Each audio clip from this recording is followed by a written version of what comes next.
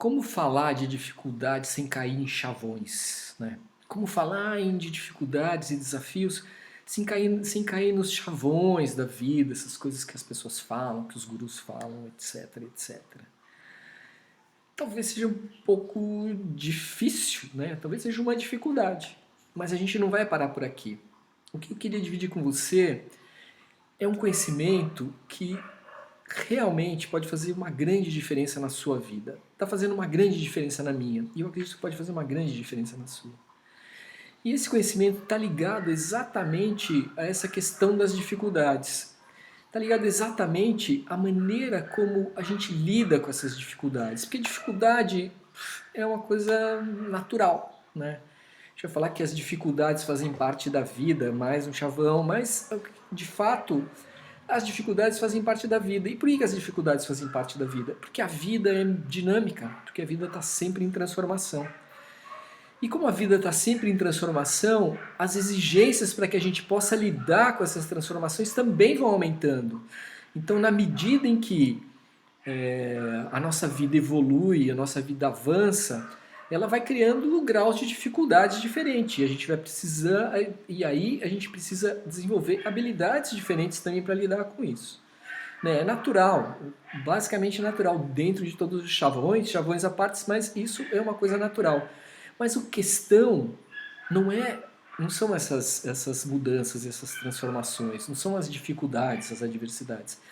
A questão é a maneira como a gente lida com essas dificuldades, com essas adversidades. E estudando essas questões, estudando essa maneira como as pessoas lidam com essas adversidades, um grupo de cientistas da Universidade da Pensilvânia, que estuda psicologia positiva, focados na ciência da resiliência, entendeu que o maior problema das dificuldades que a gente tem que enfrentar na vida estão relacionados às armadilhas do pensamento que a gente é submetido. E fundamentado nessas armadilhas do pensamento em que nós nos submetemos cada vez que estamos diante de um problema a ser resolvido, que eu resolvi preparar essa jornada aqui pra gente.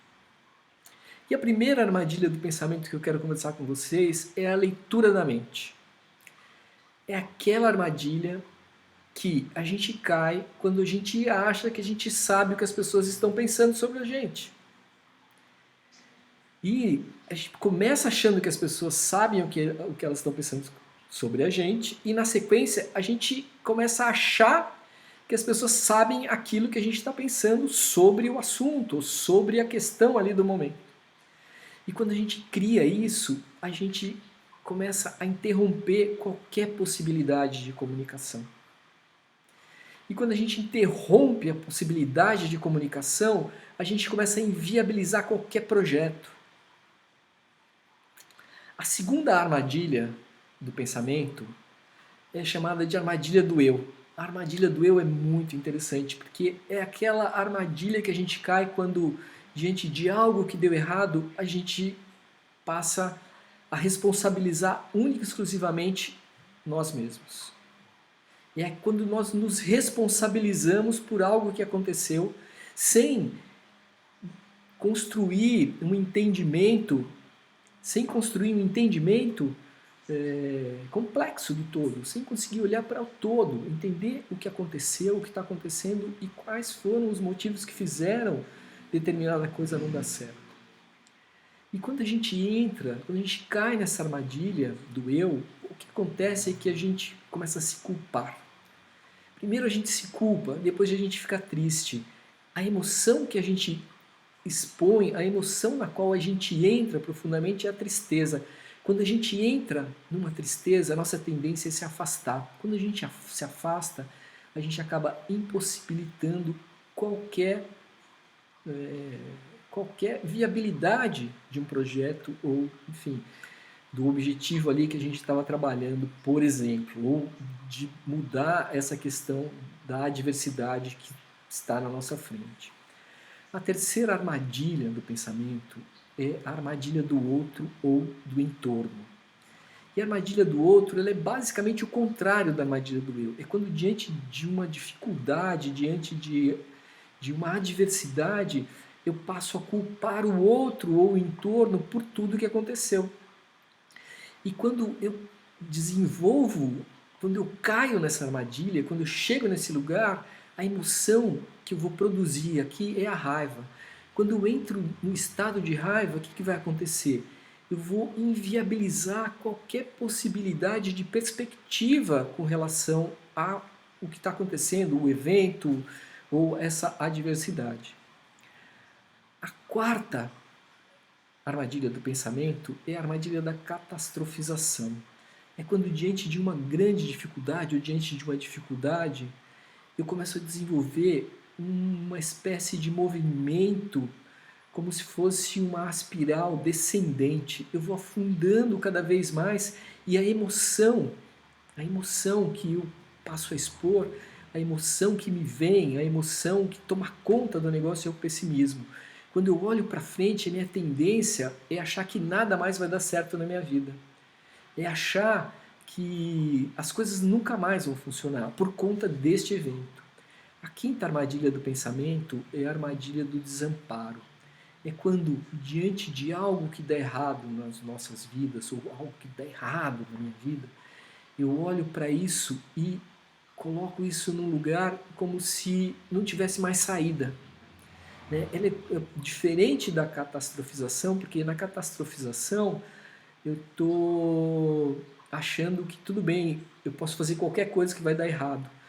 No desamparo, assim, é como se eu não tenho mais a força para fazer mais nada, porque não vai adiantar. Né? É como se eu estivesse entregando os pontos. É como se eu estivesse me entregando. Né? E essa sensação mesmo, essa emoção, é a emoção do desamparo, é a emoção de estar sozinho, é a emoção de não fazer parte mais. E para fechar essa nossa conversa de hoje, esse início da nossa jornada, eu quero sugerir para vocês um exercício em 3 partes. A primeira, eu gostaria que você refletisse sobre isso que aconteceu e você procurasse lembrar quais foram ou qual foi o momento da sua vida marcante, qual foi o momento marcante na sua vida onde você caiu em algum tipo de armadilha do pensamento e o que foi que aconteceu depois. Né? Qual foi a consequência? Então, o exercício pede que você procure lembrar qual foi a armadilha do pensamento que você caiu, em que momento da sua vida e, 2, qual foi o resultado que isso trouxe para a sua vida.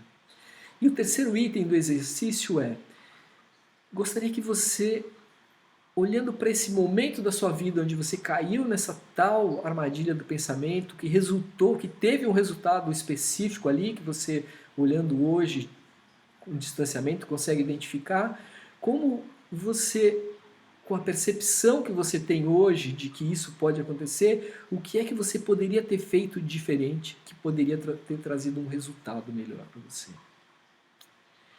E no nosso próximo encontro eu vou aprofundar a armadilha da leitura da mente. É isso aí, vou ficando por aqui, eu sou a Adileite e este é o canal Reativação.